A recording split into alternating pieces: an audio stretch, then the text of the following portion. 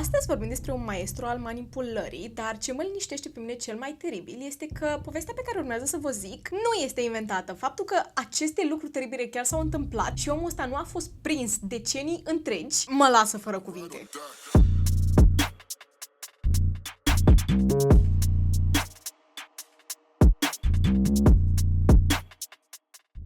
Salutare, fan true crime, azi zi de traumă și dacă sunteți noi aici, bine, eu sunt Ceci și aici vorbim despre cei mai oribil criminali pe care am putut să găsesc vreodată. Nu înțeleg de ce am aflat atât de târziu despre acest caz, m-am uitat la documentarul de pe Netflix, e efectiv șocant, nu știu câte minute o să aibă acest videoclip, dar e lung. Deja știu că urmează să stau aici câteva ore. Să vă dau așa un pic de context. În aprilie 1990, la marginea străzii, această femeie este găsită pe jos, călcată de mașină. Da, încă era în viață și da, a fost dusă la spital, a stat în comă 5 zile. În astea 5 zile au aflat și identitatea ei de pe cartea de identitate. Numele femeii era Tonya Hughes, cred că este, nu Hughes. De ce nu știu să pronunț nume? Da, o întrebare foarte bună. Tonya, a noastră, după 5 zile de stat în comă, deși avea șanse să fie salvată, a decedat. Și acum haideți să vă zic de fapt că Tonya Hughes, deși a încetat să respire, nu a decedat în acea zi pentru că numele ei adevărat nu era Tonya. Înainte ca această femeie să fie Tonya Hughes, era Sharon Marshall. Și ce să vedeți, nici Sharon Marshall nu exista. Înainte de Sharon Marshall era o fetiță pe nume Suzanne. Și da, toate astea erau aceeași femeie, doar că cu identități diferite. Iar Suzanne, a noastră, a fost răpită la vârsta de 5 ani de un psihopat despre care vorbim astăzi pe nume Franklin Floyd. Franklin al nostru, bineînțeles că a trecut și el prin zeci de identități. A trecut-o pe Suzanne la rândul ei prin zeci de identități,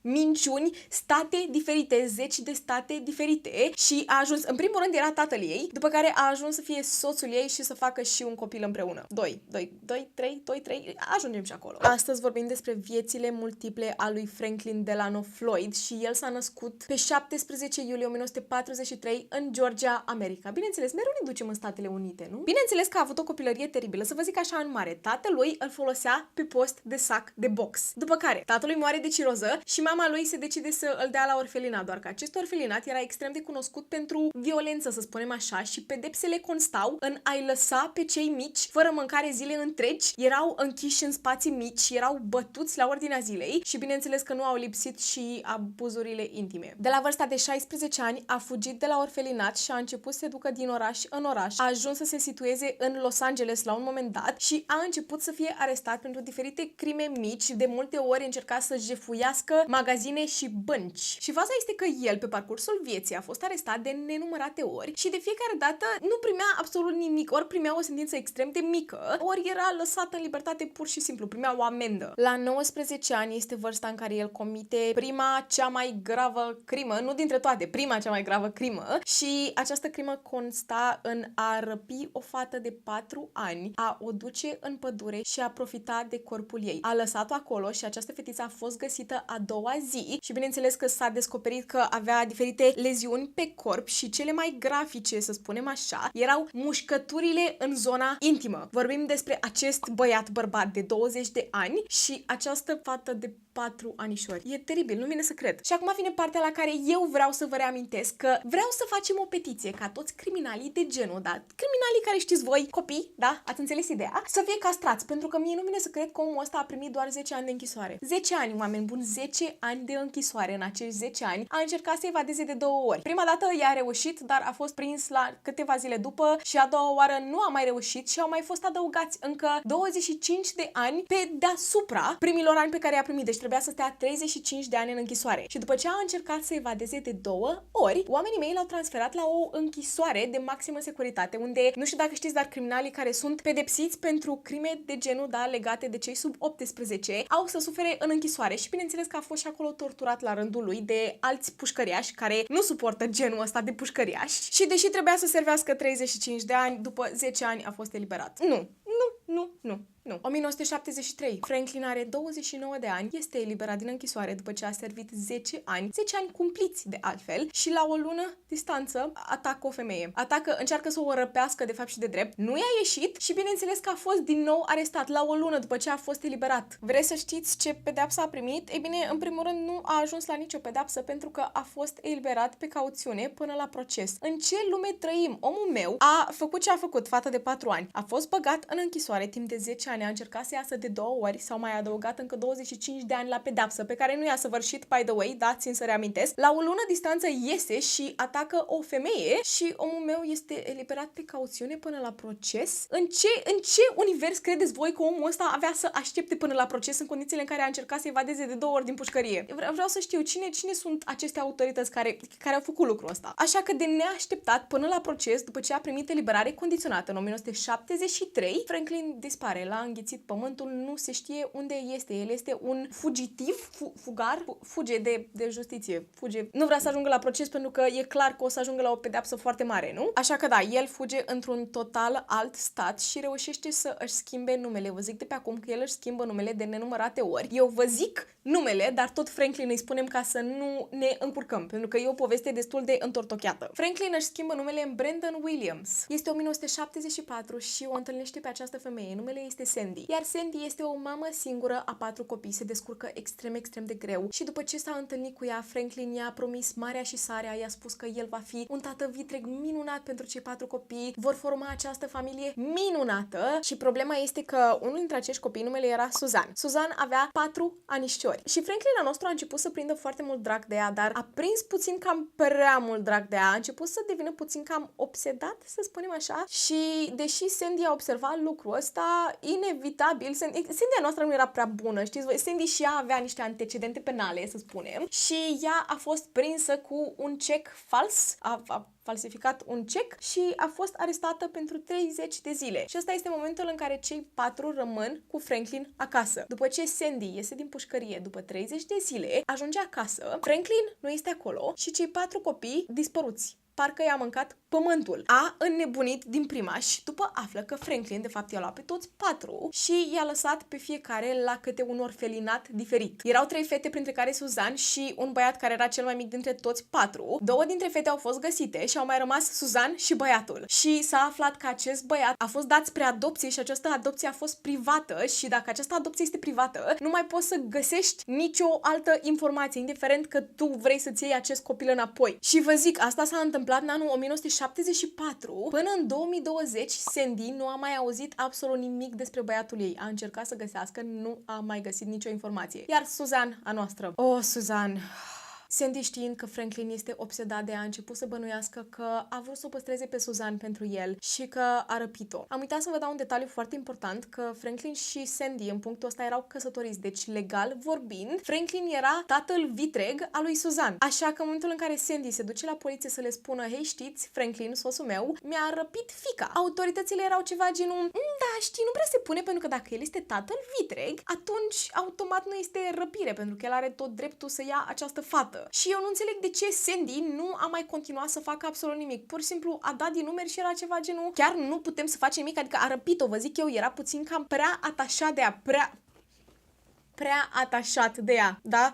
Da, nu este tatăl vitreg legal vorbind și nu este răpire. Asta s-a întâmplat în anul 1974 până în 1990, când Franklin a fost prins 17 ani mai târziu. Sandy nu a mai căutat-o pe Suzanne. Mă enervează teribil. De ce? De ce nu îți cauți propria fiică știind că soțul tău este de fapt un psihopat? Franklin și Suzanne dispăruseră și ăsta este punctul în care ei se mută într-un alt stat. El își schimbă numele în Trenton și Suzanne rămâne cu același nume momentan și o lasă să meargă la școală. Trebuie să vă zic că Suzanne era această fată extrem de fericită, o personalitate atât de colorată, putea să împrietenească foarte ușor cu oamenii și deși ea, în atmosfera în care trăia, ca să vă zic acuși, era teribilă, nu se observa lucrul ăsta în public. Franklin, bineînțeles că a păcălit-o pe Suzanne, vorbim despre o fetiță de 5 ani în punctul ăsta, a păcălit-o că mama ei a decedat de fapt și de drept și că el este tatăl ei biologic. Și bineînțeles că nu a trecut mult timp până să o transforme într-un sac de box, să se asigure că profită de corpul ei în fiecare zi și pe lângă lucrul ăsta să își adune și o colecție de poze cu această fată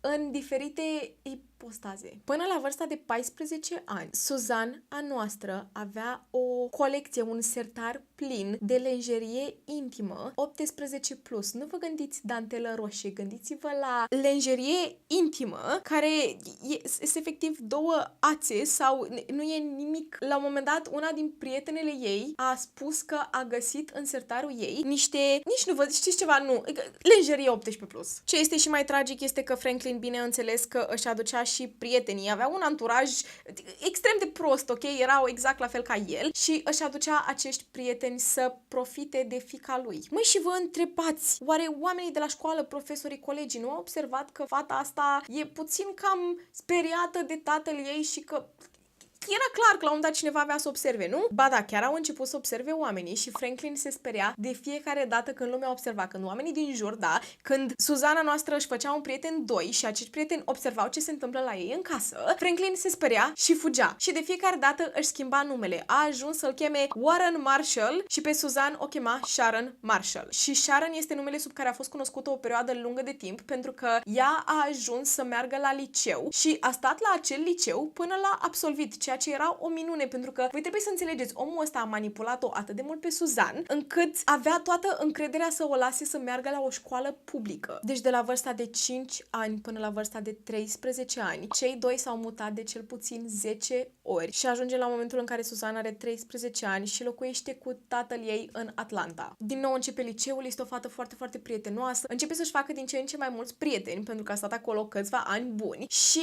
lumea începe din nou să descopere acest comportament ciudat. În fiecare zi, Suzanne trebuia să ajungă acasă la ora 4 fix, nici măcar o secundă mai târziu. Dacă cumva autobuzul de școală întârzie măcar o secundă, deja Suzanne era speriată de moarte. Și când prietenii ei au început să o întrebe de ce?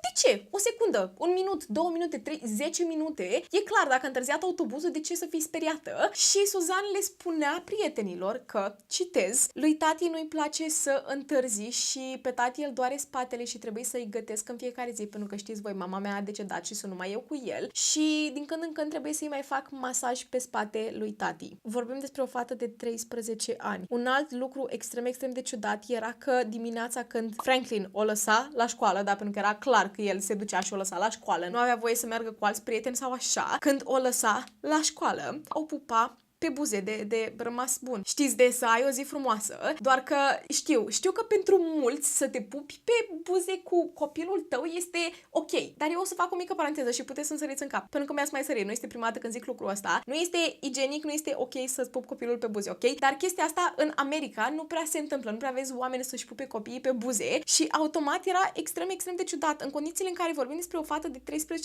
ani în punctul ăsta, care se pupă cu tatăl ei de rămas bun. Încetul cu încetul, Suzanne începea să poarte haine destul de indecente pentru școală, fustițe destul de scurte și tricouri cu un decolteu destul de adânc și un lucru era clar, că ea nu voia să poarte aceste haine. Aceste haine erau alese pentru ea de tatăl său. Și efectiv, fata asta era extrem, extrem de deșteaptă, învăța foarte bine, era o tocilară, dacă stăm să luăm așa, și voia să ajungă să lucreze pentru NASA, era extrem de pasionată de științe. În liceu a reușit să-și facă și o cea mai bună prietenă pe nume Jennifer. Și totul era bine mersi între cele două până când Suzanne a rugat-o să vină să doarmă la ea, știți voi, un fel de sleepover și să-l cunoască pe tati. Mi se face prea de gândit numai cât mă gândesc. În primul rând, Jennifer ajunge acasă la Suzanne și observă că nu are ușă la cameră și nu pentru că nu aveau bani, ci pentru că nu o lăsa să aibă ușă la cameră, avea o simplă perdea. În fine, asta era ultima problemă. În momentul în care Jennifer ajunge acasă la Suzanne, Franklin le spune că vor să le ducă la un club și nu era un club normal, vorbim de două fete de 14 ani. Un club 18+,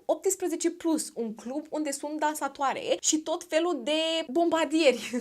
Iertați-mă, tot felul de oameni răi, de bărbați răi. Și Jennifer încearcă să iasă din această situație și spune lui Franklin, știți, nu cred că am haine să mă îmbrac pentru club, nu prea vreau să merg. Iar Franklin e ceva de genul, stai liniștită că găsim noi ceva să mergem să te îmbrăcăm. Hai sus în cameră. Se duce sus în cameră. Suzanne, avem noi rochița aia mulată, da, sigur o să-i stea foarte, foarte bine și le îmbracă pe amândouă, extrem de indecent. Se uită la ele două și zic, Doamne, ce fete superbe, sexy, foarte sexy. Cele două sunt duse la club și la acest club sunt foarte mulți bărbați dubioși. Iar Suzanne dansa cu acești bărbați de parcă ar dansa cu ei în fiecare seară. Și Jennifer era foarte, foarte sceptică și la un moment dat Franklin pleacă acasă și le lasă pe cele două acolo. Cele două ajung acasă într-un final, întregi, se duc în cameră, se pregătesc să se schimbe ca să se pună să doarmă, moment în care Franklin trage perdeaua la cameră și în mână are o armă și o îndreaptă direct către Jennifer. Jennifer care era în mijlocul a se schimba, era pe jumătate dezbrăcată și se uită la cele două și țipă în gura mare: v-am spus să vă culcați odată. De ce nu mă ascultați? Jennifer, bineînțeles că mai avea puțin să leșine, era extrem, extrem de speriată. Adică, what the actual hell? Și în momentul ăla, Franklin se uită la ea, o vede că e foarte speriată și începe să râdă foarte malefic. A fost o glumă! Nu, Franklin, aia nu e glumă. Aia nu e glumă. Vreau să vă zic ce s-a întâmplat după? S-a dus la fiica ei care era în pat, Jennifer era pe jos, i-a ținut arma la cap și a profitat de corpul ei lângă Jennifer. Și după ce a terminat și a ieșit frumos pe ușă, a pupat-o bineînțeles și Suzanne s-a uitat la Jennifer și i-a spus că nu te speria, așa mai face tati din când în când. Ajungem în 1986, Suzanne ajunge la absolvire și este extrem, extrem de deșteaptă, ok? Visează să ajungă să lucreze pentru NASA și ăsta este momentul în care ea ajunge să primească o bursă de la o facultate renumită. Și deși ea știe că Franklin nu are de gând să o lase să plece, totuși are o mică speranță. Pentru că speranța moare ultima, nu? Și această speranță a murit în momentul în care Suzanne rămâne gravidă. Vreți să vă las pe voi să ghiciți cine este tatăl? Bine, cu siguranță credeți că este Franklin, dar de fapt și de drept nu am putut să confirmăm că a fost Franklin, dar undeva la 99,9% sunt sigură că este Franklin. Și problema este că după ce cei de la facultate au aflat că Suzanne este gravidă, au retras această bursă și săraca nu a mai avut oportunitatea să meargă la facultate. A dus această sarcină la capăt și a fost obligată de Franklin să dea copilul spre adopție și ăsta este momentul în care ei se mută pentru a mia oară din stat. Nimeni nu a mai auzit absolut nimic de ei. Jennifer nu a mai auzit nimic de prietena ei cea mai bună. Toți oamenii ăștia care o înconjurau pe Suzanne, această fată minunată, nu au mai auzit absolut nimic de ea. Au crezut că a fost răpită și deși știau cum se comportă tatăl ei, tatăl ei, nu au avut tupeul să spună absolut nimic sau nu au avut nicio dovadă să spună absolut nimic și pe lângă treaba asta vorbim despre niște oameni de 14-15 ani, ok? Suzanne și Franklin se mută în Florida, iar ăsta este punctul în care Suzanne are 18 ani și rămâne din nou gravidă. De data asta am putut să confirmăm că Franklin nu este tatăl copilului și o lasă să îl păstreze. Numele acestui băiețel este Michael, iar trebuie să vă zic de pe acum, ca să aveți așa o idee pe tot parcursul videoclipului, Suzanne și Michael sunt inseparabili. Își iubește băiatul din tot sufletul, este efectiv întreaga ei lume și vrea să facă tot posibilul ca să îl crească pe acest băiețel cât de bine poate ea. Era efectiv singura ei scăpare din toată această situație de acasă în care era folosită ca sac de box. Profita de corpul ei, nu numai tatăl ei, dar și toți prietenii lui și în punctul ăsta este și obligată să lucreze ca dansatoare la un strip club, la un club 18 plus, să spunem așa, unde se fac, știți voi, petreceri private și deși era speriată de bombe acasă, exact la fel ca în liceu, nu le-a arătat oamenilor din jur cât de traumatizată este, cât de manipulată este și și-a făcut prietene instant. Toate dansatoarele de la club erau extrem, extrem de apropiate una de alta și ajunseseră să fie un fel de colectiv așa foarte frumos, o comunitate, să spunem. Și astfel nu le-a luat foarte mult celorlalte dansatoare să-și dea seama că ceva este în neregulă în momentul în care tatăl lui Suzanne venea să o lase la club să danseze și stătea toată seara să se uite la fiica lui cum dansează. Fără sutien, fără nimic, adică dansatoare exotice, ok? Și se uita la ea și efectiv omul ăsta făcea diferite comentarii cu oamenii de lângă care veneau să se uite la fiica lui și era ceva de genul: eu cred că are sânii o leacă cam prea mici. Nu crezi că are sânii o leacă cam prea mici? Ar trebui să-i punem silicoane, nu? Da, ar trebui să-i punem silicoane. S-a dus, i-a pus silicoane, obligat-o să-și pună silicoane. După care, din nou, la club venea să se uite la ea. Da, mie mi se pare că sânii arată mult mai faine acum. Da, superb. E superbă fata asta. E fata mea, să știți. E fiica mea. Da. Bineînțeles că o obliga să meargă la aceste petreceri private, iar Franklin încerca tot posibilul, vorbea cu managerea de la club ca să se alăture acestor petreceri private, unde la aceste petreceri private, ok, Suzanne trebuia să ofere servicii clienților, iar Franklin se implora de manageri ca să poată să meargă la aceste petreceri private, să îi facă poze și videoclipuri. Un alt lucru era că Suzanne era cea care aducea banii în casă, să spunem. Franklin nu lucra absolut deloc și, efectiv, dacă această fată aducea mai puțin de $200 pe zi, atunci venea bătută. Venea sac de box. Ce înseamnă sac de box? Bineînțeles că o mai și obliga ca în momentul în care mergea la club, la intrare, să ofere diferite servicii clienților, deși ea nu avea voie să facă lucrul ăsta. Ea era acolo ca dansatoare exotică și mai venea și închiriată pentru petreceri private. Dar nu avea voie să ofere servicii în afara dansului, dacă știți ce zic. Și bineînțeles că managera îi zicea, hei, știi, nu poți să faci lucrul ăsta. Și ea oferea aceste servicii pe $50 și îi spunea managerii că tati mi-a spus. El mi-a spus să fac lucrul ăsta, trebuie să aduc cel puțin $200 acasă pe zi. Ajungem la prima lui victimă care a fost lăsată fără suflare și mai exact o altă dansatoare pe nume Cheryl. Și Cheryl, a noastră, avea 19 ani și visa să ajungă actriță la Hollywood. Dar ea era dansatoare lângă Suzanne și cele două au devenit foarte bune prietene. În momentul în care Franklin o descoperă pe Cheryl, era această fată foarte, foarte frumoasă și îi spune că el are cunoștințe în Hollywood și că poate să o ajute să ajungă acolo, doar că trebuie să facă un singur lucru. Și ăla era un filmuleț ca să îl poată trimite la casting. Bineînțeles că Cheryl era extrem de entuziasmată, da, bineînțeles, doamne, da, acum, hai să facem videoclipul acum. Și ăsta este momentul în care ea descoperă că videoclipul era de fapt un filmuleț 18+ cu o altă femeie pe plajă. Vreți să știți cine era cealaltă femeie? Suzanne, fiica lui Franklin, care urma să facă videoclipul. Bineînțeles că Cheryl era puțin suspicioasă inițial, dar Franklin i-a spus, dacă vrei să ajungi în Hollywood, trebuie să faci lucruri. E singura ta modalitate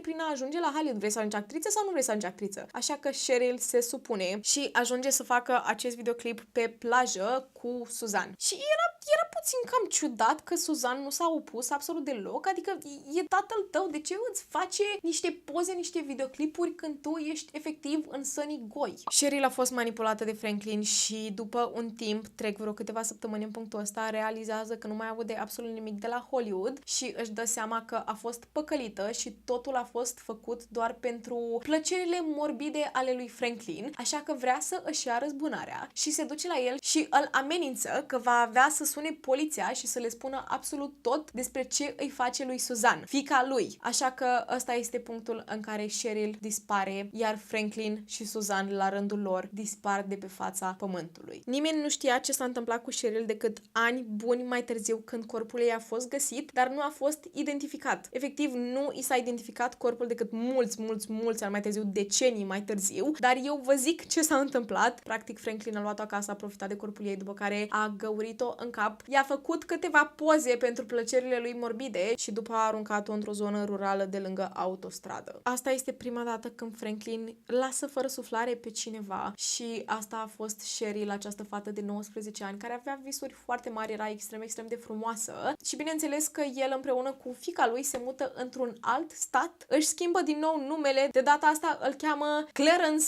Hughes, iar Suzanne, care în punctul ăsta era Sharon, și-a schimbat numele în Tonya Hughes și erau Tonya și Clarence și Franklin s-a gândit, eu nu vreau ca ea să fie fiica mea, cred că este punctul să mă căsătoresc cu ea, nu? Da, cea mai bună idee, mă căsătoresc cu ea, iar Michael, care nici măcar nu e fiul meu, o să spun tuturor că este fiul meu biologic. Așa că ce face Franklin? O ia pe Suzanne, se căsătoresc legal. Eu nici măcar, voi trebuie să înțelegeți, în punctul ăsta au trecut vreo 10-15 ani și Franklin al nostru încă este pe fugă, el încă este căutat ca să meargă la acest proces pentru că a încercat să răpească o femeie acum 15 ani de zile, dar aici suntem 15 ani mai târziu, el și-a schimbat numele de 100.000 de ori, am și pierdut numărul și se căsătorește cu această fată care este relativ dată dispărută, dar nu a fost niciodată căutată. Franklin și Suzanne căsătoriți. Ea are 20 de ani și este din nou obligată să lucreze la strip club ca dansatoare. Rămâne gravidă pentru a treia oară, din nou nu știm cine este tatăl copilului, dar presupunem că este tot Franklin și din nou o obligă să îl dea spre adopție și o obligă să îl dea spre adopție pentru că această adopție este una privată și practic oamenii care îl adoptă trebuie să plătească bani și Franklin a ajuns să facă $7.000 de pe această adopție.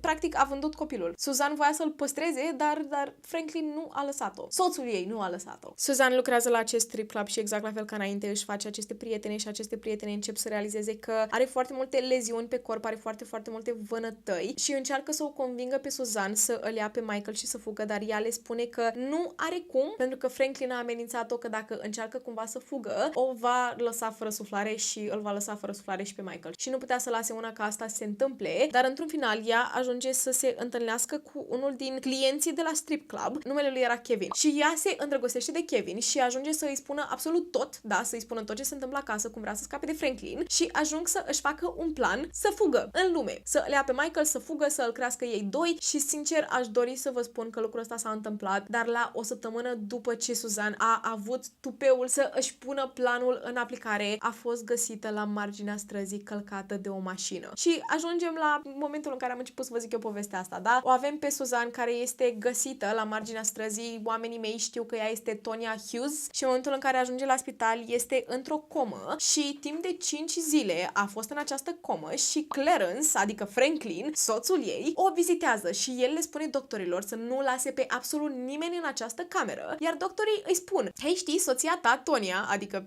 noi știm că este Suzanne, da? Tonya poate fi salvată, adică este într-o comă și a fost călcată de mașină, dar nu este chiar fatală toată treaba asta, putem să o salvăm. Iar Franklin, al nostru, nu părea deloc deranjat de absolut nimic. Le-a spus ceva de genul: da, dar măcar grăbiți-vă să o salvați mai repede pentru că eu vreau să le iau pe Michael, fiul nostru, și să ne mutăm din stat, adică nu mă interesează ce faceți, numai grăbiți-vă odată. Soția ta tocmai ce a fost călcată de o mașină, nu? Ok. Acum un alt lucru care este extrem, extrem de șocant, ca să înțelegeți, nimeni, nici până în ziua de astăzi, nu a fost găsit vinovat pentru lăsarea fără suflare a acestei femei, pentru călcarea acestei femei cu mașina. Adică s-a constatat că a fost un accident și nimeni nu a fost găsit vinovat. La 5 zile după ce această femeie a stat în comă, doctorii s-au dus dimineața să o verifice și au găsit-o fără suflare. 5 zile în care s-a luptat ca să supraviețuiască, deși avea șanse foarte mari să supraviețuiască și singura persoană care avea voie să intre în camera ei de spital era soțul ei, care nu a fost suspectat nici măcar o singură secundă. Suzanne a fost găsită fără suflare și a fost clasificată ca fiind o moarte naturală.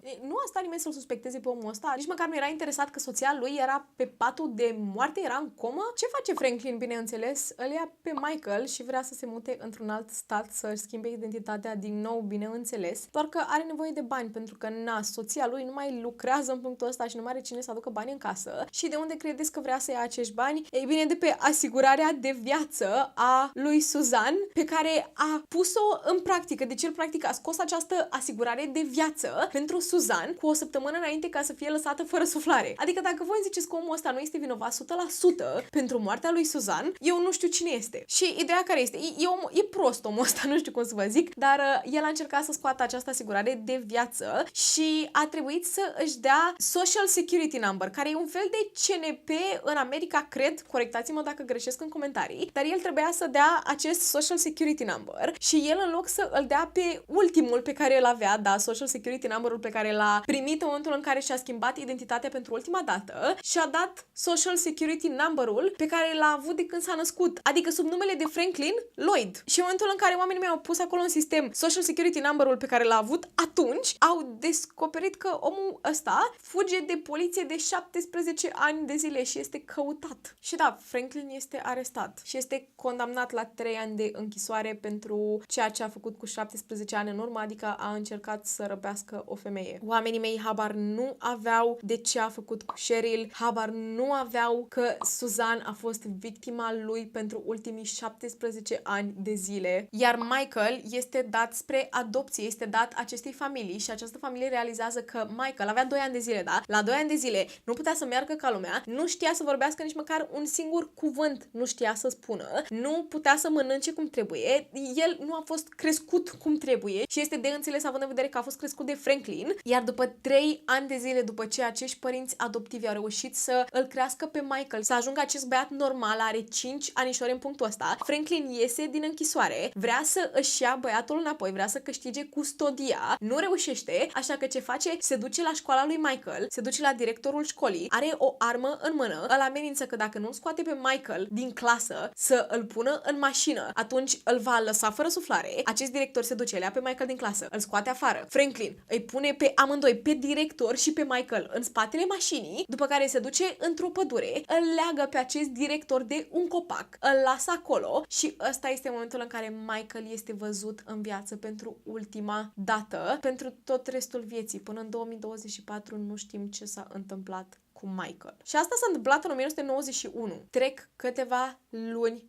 mai târziu și Franklin este în sfârșit arestat și pentru că era vorba despre un băiat de 5 anișori, FBI-ul a fost implicat. Și ăsta este momentul în care fiecare minciună iese la suprafață. Toate viețile, cele multiple ale lui Franklin Lloyd ies la suprafață. FBI-ul își cam dă seama că această femeie, soția lui, Tonya Hughes, arăta exact la fel ca fata din această poză, iar această poză se presupune a fi Franklin cu fiica lui. Și oamenii mei realizează că fiica lui, de fapt, a ajuns să fie soția lui și se realizează, bineînțeles, destul de repede că această fată, cel mai probabil, a fost răpită inițial și astfel a ajuns el în posesia ei. Se descoperă și colecția de poze cu Suzanne de la vârsta de 4 ani până la 20. Nu mai are rost să vă zic ce se aflau în aceste poze, dar printre ele se găsește și poza cu Cheryl, care era lăsată fără suflare, bineînțeles plină de lichide, dezbrăcată în pielea goală, destul de multe leziuni pe corp și oamenii mei realizează că este vorba despre această femeie care a fost dată dispărută cu 5 ani în urmă.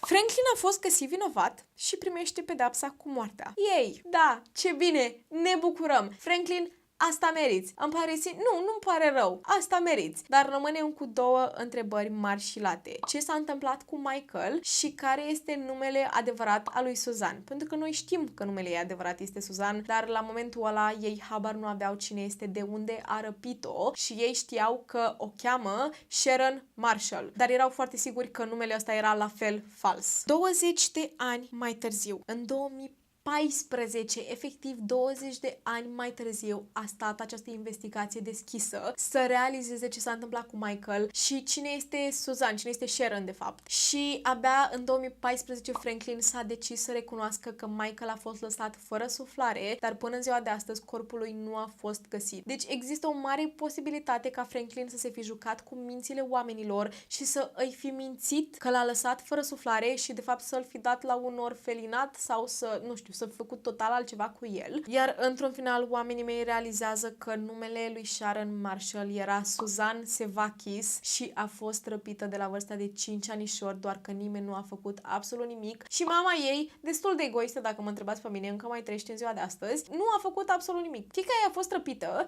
și de ce n-a insistat? Franklin este în viață, are 81 de ani și încă își așteaptă pedepsa cu moartea. Eu cred că pedepsa lui cu moartea nici măcar nu o să mai ajungă, cred că mai are o beșină și moare, iertați-mă că zic, dar m-a enervat atât de tare, nu cred că am făcut despre un psihopat atât de psihopat în ultima vreme. De fapt, nu, mint, am făcut Richard Ramirez. Și, în fine, un om atât de, nu știu, nu-mi vine să cred. Nu-mi vine să cred cum a reușit să scape basma curată decenii întregi.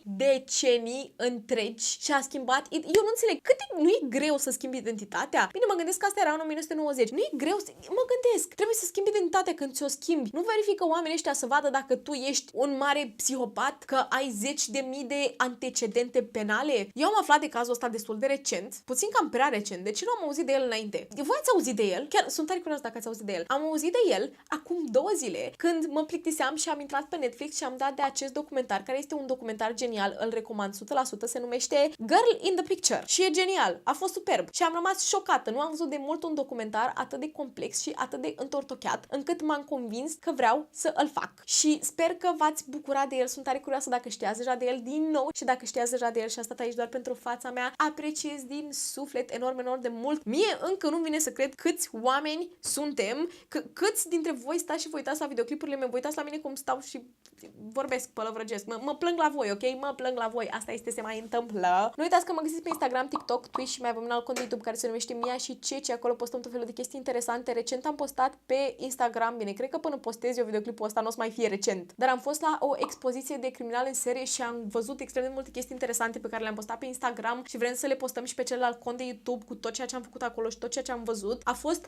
superb, am iubit să merg la acest muzeu, la această expoziție. E minunată, vă zic, dacă aveți vreodată ocazia, să nu o ratați. Biletele am preț, eu am dat 40 de lire, care ar veni în jur de 200 și ceva de lei, dar s-a meritat pe deplin. Și nu sunt sponsorizată, pur și simplu voiam să vă zic de el, am fost ieri și mi se pare foarte interesant, mai ales dacă sunteți pasionați de true crime ca și mine. Mă gândesc că dacă vă uitați la videoclipurile astea, probabil sunt sunteți, nu? Nu uitați să lăsați un like, comentariu, share, subscribe. Dacă nu, e ok, nu mă supăr pe voi, dar mă ajută enorm de mult să creștem acest canal, mai ales în condițiile în care noi ne pregătim să ne mutăm în România și vreau să fac lucrul ăsta 24/7. Vreau să mă ocup de acest canal și de celălalt canal 100% și să-mi dedic tot timpul și dacă voi mă ajutați în felul ăsta, e efectiv un lucru minunat pentru mine și dacă vreți să mă susțineți și într-un alt fel, puteți să vă alăturați membrilor acestui canal. Acolo aveți videoclipurile în avans și diferite story time-uri din viața mea personală. Eu am fost Ceci, ăsta a fost cazul lui Franklin Delano, îl chema, mai avea și un nume mijlociu, l-am uitat. Franklin Delano Floyd, un psihopat, iar până trauma viitoare. Stay safe. Deci eu tot mă frecam cu asta, efectiv mă dor urechile, mă strânge, nu. Mă simt bine. Mă simt bine și vreau să chefuiesc. Ați observat că am decorat de Crăciun? Pentru că cred că vine Crăciunul până postez eu videoclipul ăsta. La mine nici măcar Halloween nu a trecut.